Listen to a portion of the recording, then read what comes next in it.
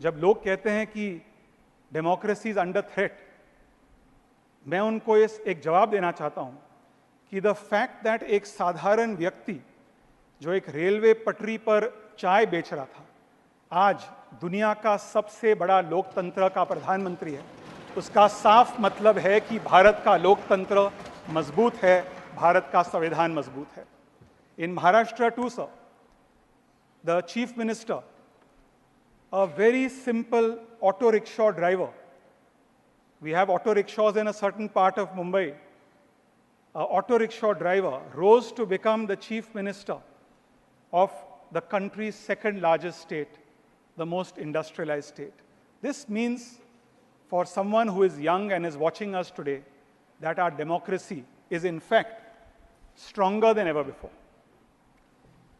So many people, my former colleagues who are not here today, who I'm sure when their chance comes to speak and through the public domain have been analyzing the Lok Sabha results in many, many ways.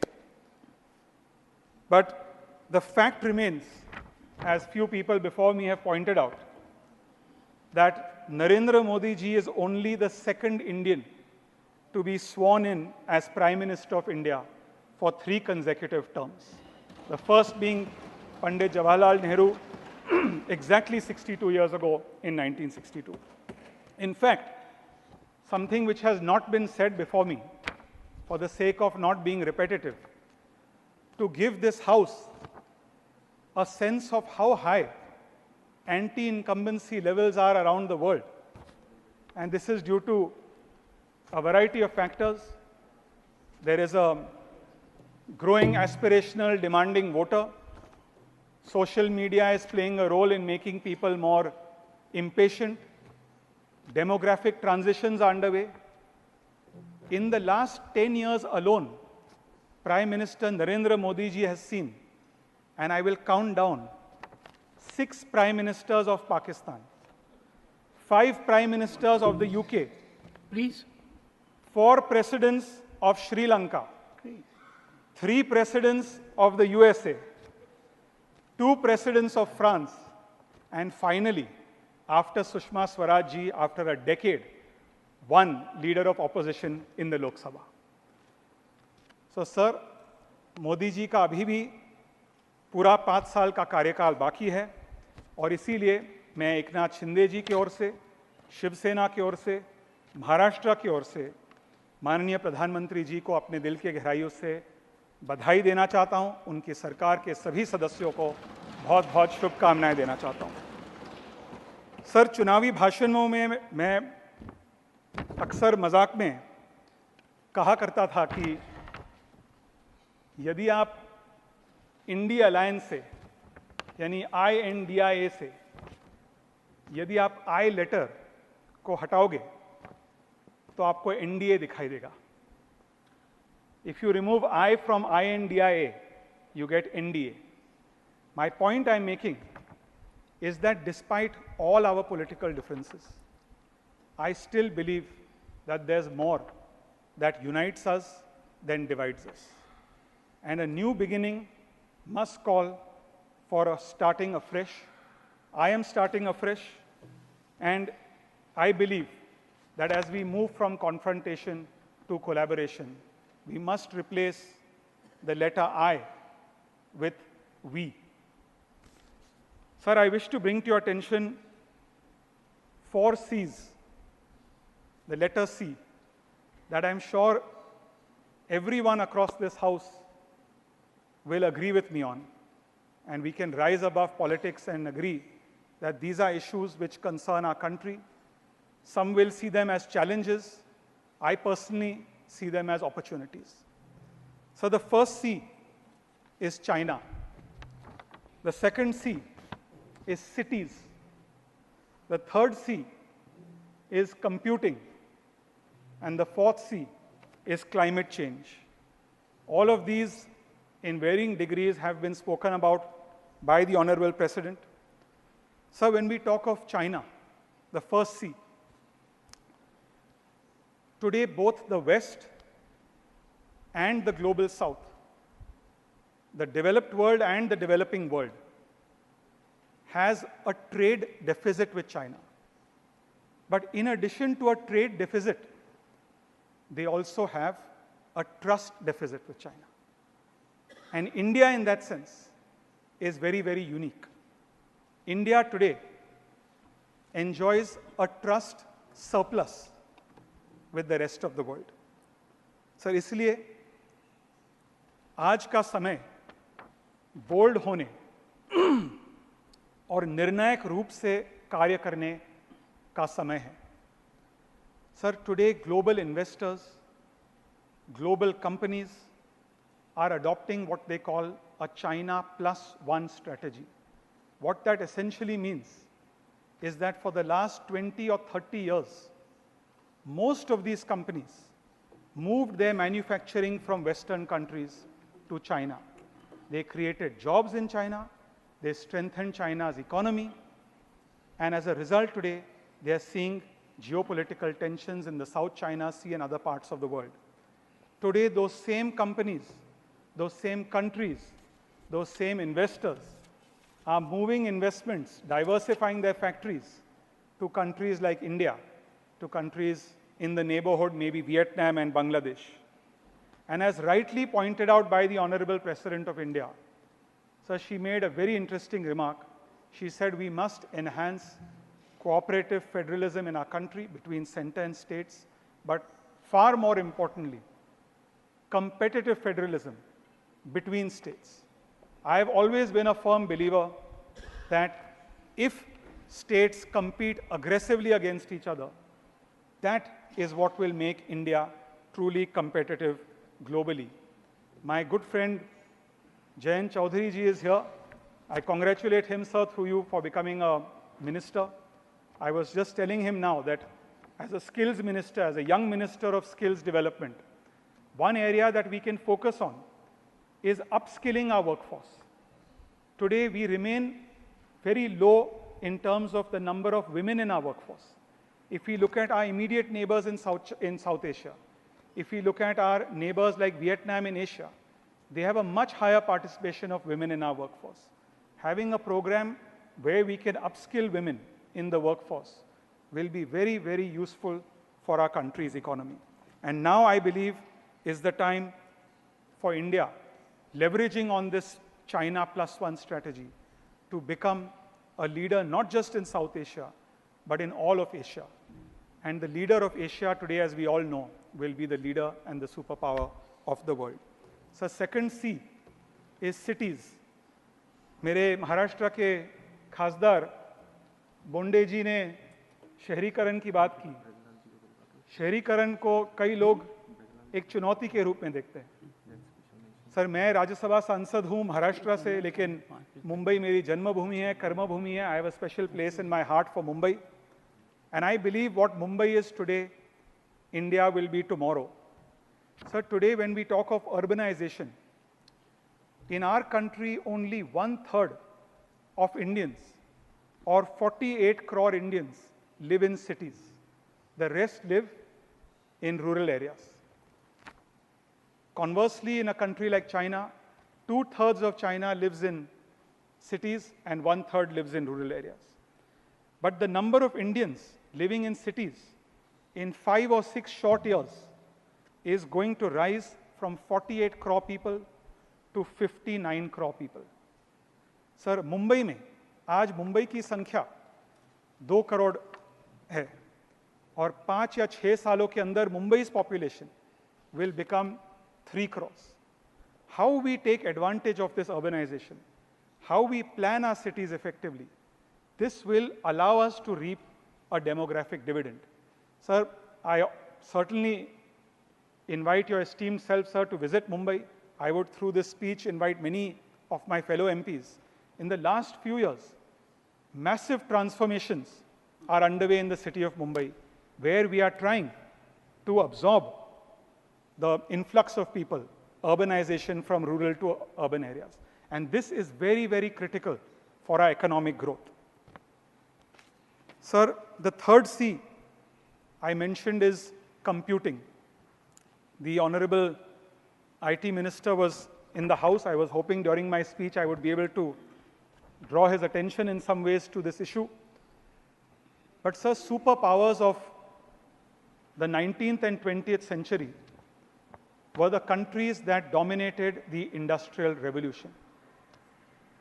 The countries that become the superpowers of tomorrow, of the 21st century, will become countries that dominate in the area of artificial intelligence. And sir, हर उद्योग का एक प्रकार से एक raw material होता है. Artificial intelligence जो एक बहुत बड़े पैमाने पे इस पर चर्चा हो रही है पूरी दुनिया में, आर्टिफिशियल इंटेलिजेंस का जो रॉ मटेरियल है वो रॉ मटेरियल डेटा है. और आज भारत इस रॉ मटेरियल का दुनिया का नंबर 1 सबसे बड़ा उत्पादक बनने वाला है. Today the average Chinese person is consuming 32 GB of data per day. The average Indian is consuming only 24 GB of data per day. But Rijeju ji, in the next 4 years, India will become the largest data consumer in the world. The average Indian will consume 62 GB of data per day. We will be surpassing America, all of Europe, and even China. Data का मतलब क्या है? Data का मतलब है जब भी हम व्हाट्सएप पे वीडियो देखते हैं, यूट्यूब पे वीडियो देखते हैं, फेसबुक, इंस्टाग्राम पे जाते हैं, हमारी जो डेटा हम जो यूज़ कर रहे हैं, हम जो रॉ मटेरियल जनरेट कर रहे हैं भारत में, that raw material is accruing value in companies in America, in silicon valley. I believe sir it is time for us to leverage that raw material, to leverage that natural resource, and to build the next Google, to build the next Facebook, to build the next WhatsApp coming right here out of India. That is what can give us superpower status, and that I believe is the vision of the Prime Minister under the Digital India initiative. So the fourth C I mentioned is climate change. Sir कुछ समय पहले, कुछ ही दिन पहले in fact Delhi और नोएडा में बहुत अफसोस की बात है कि हीट वेव की वजह से कुछ लोगों की मृत्यु हुई. मैं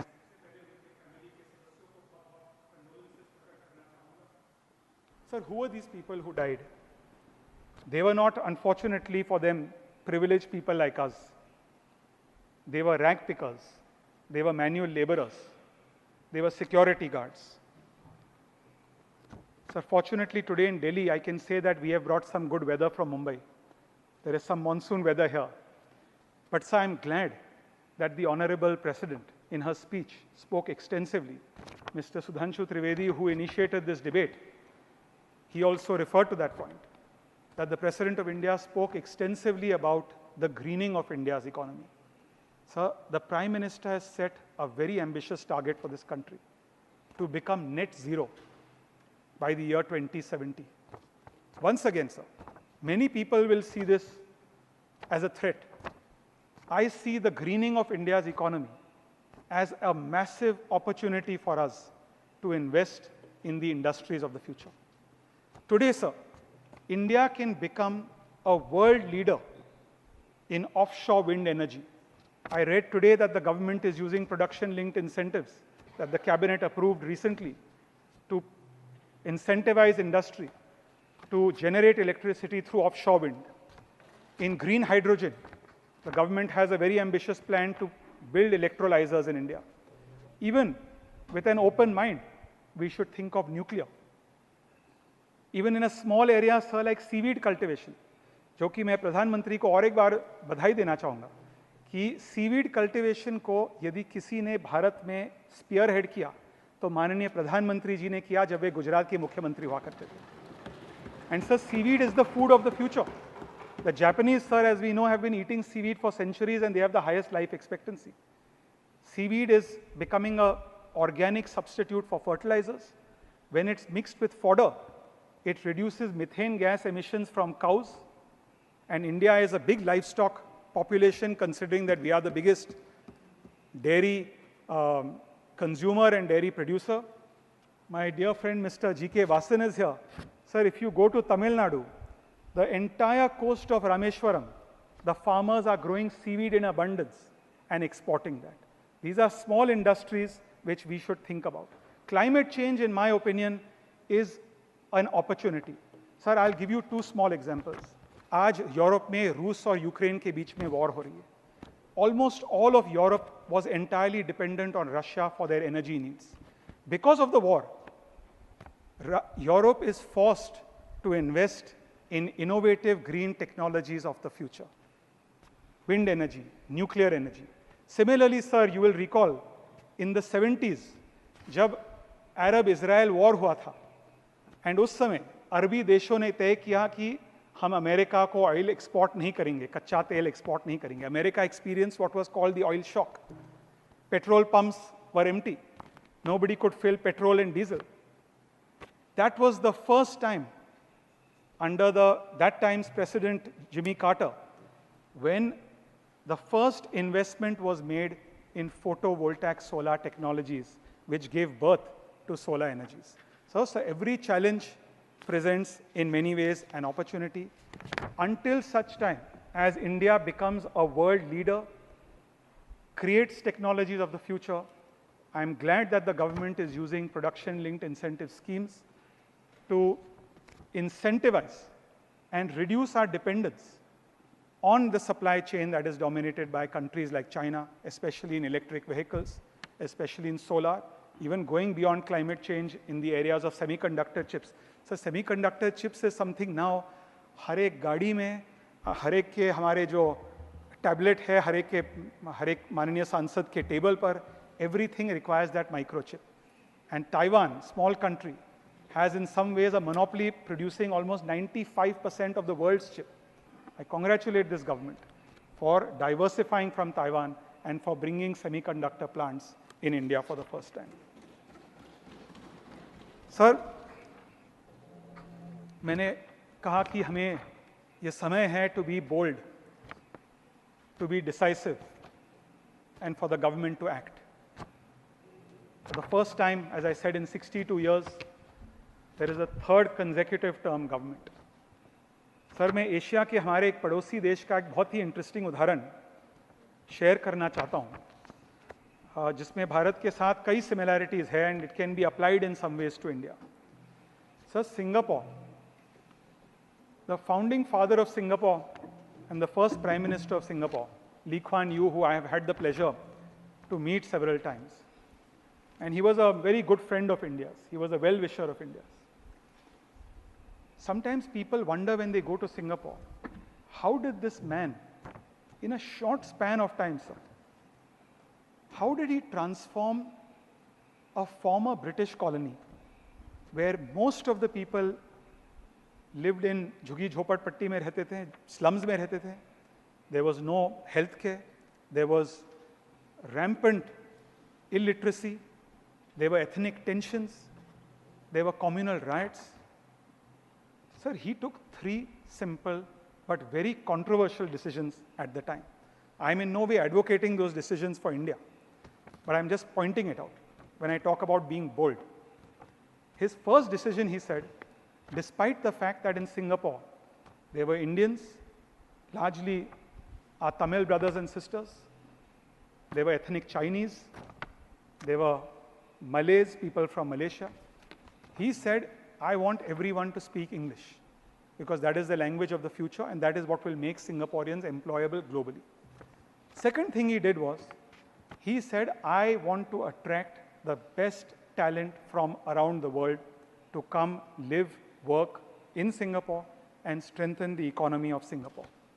The third thing he did, which this I think everyone will agree with me on, he said politicians must be paid salaries equal to the private sector so that there is no corruption whatsoever.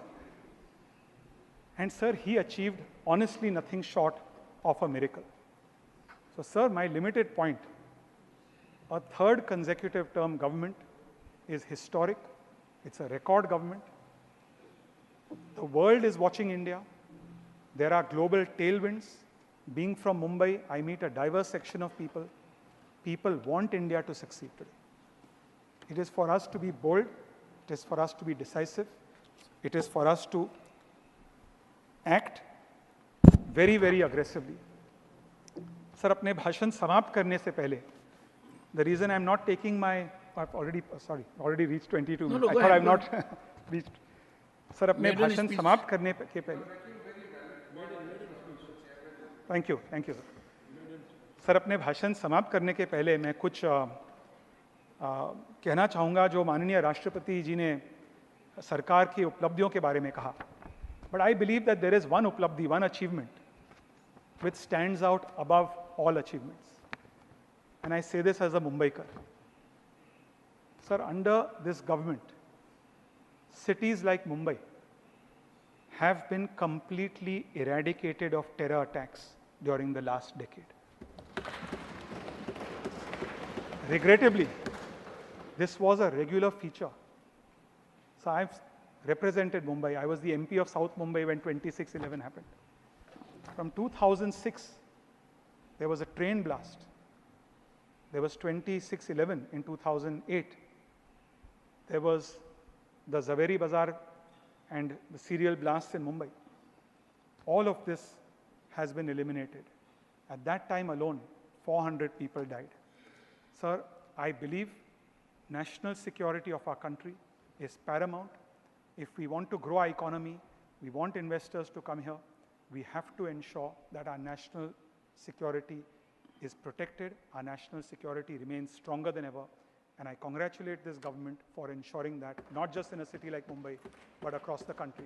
Sir, with these words, I didn't realize I've already crossed 24 minutes, but I'm extremely grateful to you, sir, for the time and for being present in the chair while I make my maiden remarks, sir. Thank you very much.